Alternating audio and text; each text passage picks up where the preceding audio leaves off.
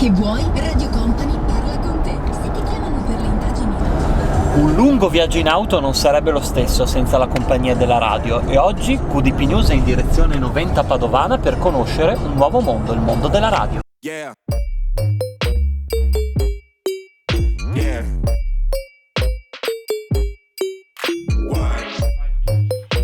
Allora, direi che abbiamo ancora qualche minutino da rubare al nostro orologio che tic tac, ci sentiamo tra pochissimo. Reggaeton che prima di cominciare a cantare facevano proprio dei lavori assolutamente umili e tutto sommato questo gli fa onore. Ci fermiamo, però Maximum All Stars riparte da qui tra poco. Questa è una piccola parte di quello che è la storia della radio, piccola perché in realtà quelli sì, nulla, perché poi in realtà tutti i vinili, quelli più introvabili di valore, sono in quella porta della quale conservo gelosamente solamente io la chiave, il mio tesoro, si suol dire. Nome, cognome, professione.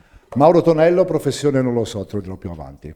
Però oggi hai svolto... Oggi ho fatto un lavoro importante. Oggi ho fatto la guida turistica in quello che è il magico mondo della radio, che tra altre cose pochi giorni fa è stato il World Radio Day, quindi questo magico mondo che da 40 anni forse un po' più frequento. Ma perché vedo tante radio qua?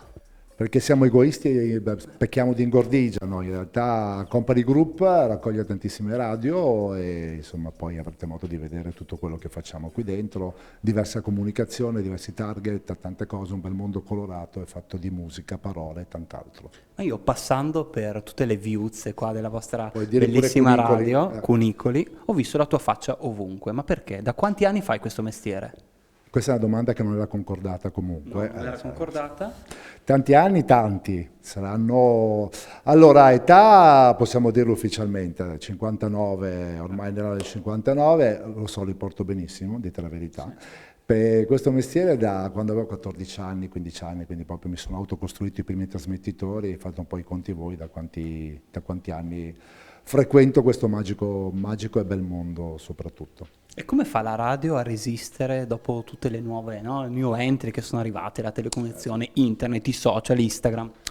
Perché la radio è versatile e tutti quanti avevano molto paura appunto che con Instagram, con i vari social, con Spotify eccetera, la radio potesse entrare in un secondo piano. In realtà non è così, perché la radio sposa tutte queste nuove tecnologie, è un mezzo sempre molto vitale che prende l'infa appunto da queste cose nuove e le trasforma ed è anche promotrice di tutti i vari mezzi di comunicazione nuovi che ci sono, e comunque la radio, come dicevo, comunica, cosa che magari un po' più difficilmente fanno gli altri mezzi, e comunque la magia ancora dell'FM di ascoltare la radio quando sei in macchina o sei a casa o nei diversi momenti della giornata ha sempre un suo fascino. Nome, cognome, professione.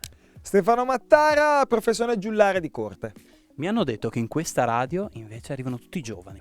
Allora, di base bisogna riportarli, perché secondo me si sono un po' distratti con le varie tecnologie, però quello che può dare la radio è sicuramente la parte umana che Spotify, YouTube, quelle cose lì non danno, è il contatto personale e la simpatia. Quello cerchiamo di fare noi. E il target invece di Radio Wow qual è? Allora, noi abbiamo puntato sui millennial, però diciamo che questa tipologia di radio dove prettamente musica ballabile piace anche magari a chi apprezza le cose ballabili, quindi la musica dance. Diciamo che l'idea, il focus è il millennial, cioè quella persona che ha vissuto poco il mondo della radio ma che adora la musica di vari generi. Infatti noi abbiamo una programmazione molto variabile, anche di pezzo in pezzo, di brano in brano, non sono molto collegati, ma proprio per rispecchiare quelle che sono le visioni e le ricerche che fanno su Spotify, su YouTube.